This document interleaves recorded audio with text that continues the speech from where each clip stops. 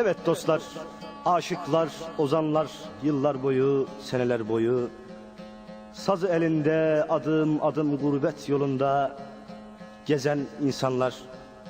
Şöyle ki aşıkı söyleten mutlaka aşkıdır. Öyle ki aşk deyince bazı insanların aklına bir sevgili veyahut daha başka şeyler geliyor. Ama şöyle ki bir sevda yarası vardır. İnsanlar dışarıdan aldığı herhangi bir darbeyle yaralanır ve gider doktora, iyileşir, melhem sürülür ama gel ki gönül yarasına ne melhem sürülse kâr eder, ne ilaç sürülse kâr eder. Onun için gönül yarası, sevda yarası başkadır.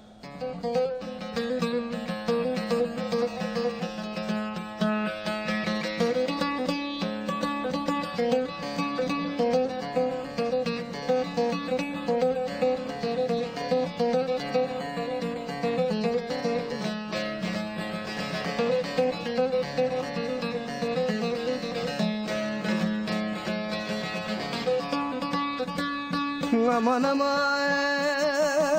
aman aman aman aman zalim aman aman aman aman aman felek aman aman aman.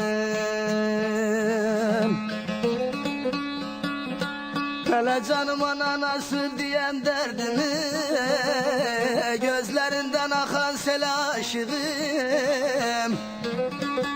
Hele fikri mecnun oldum hayali kerem. Bir bülbülen ben o güle aşığım, aşığım, aşığım, aşığım. Bir bülbülüm ben o güle aşığım.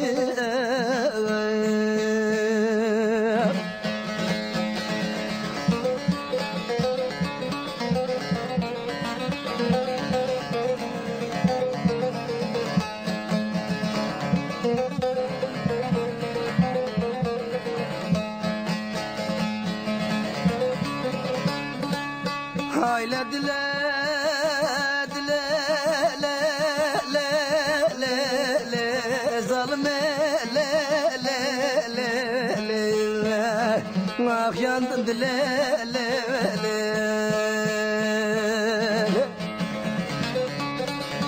Oğul yığılmış Berhanan gider güçleri, ana bilemedim neydi suçların. Birer ükten birer üge saçları, gerdanında sarı tel aşığım, aşığım. Birer ükten birer üge saçları, gerdanında sarı tel aşığım. Hele anam aşığım, aşığım, aşığım. Felek aşığım.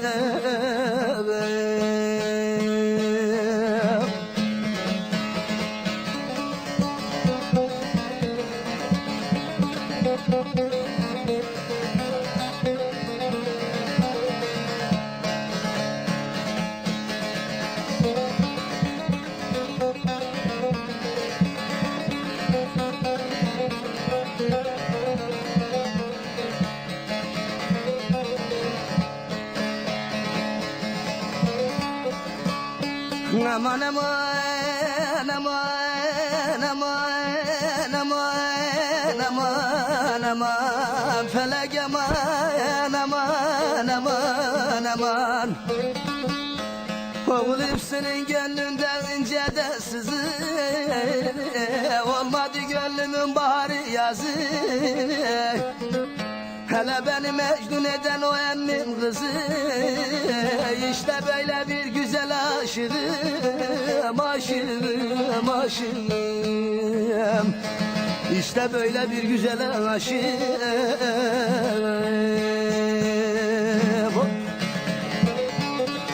Beni mecnun eden o emmim kızı, işte böyle bir güzel aşığım.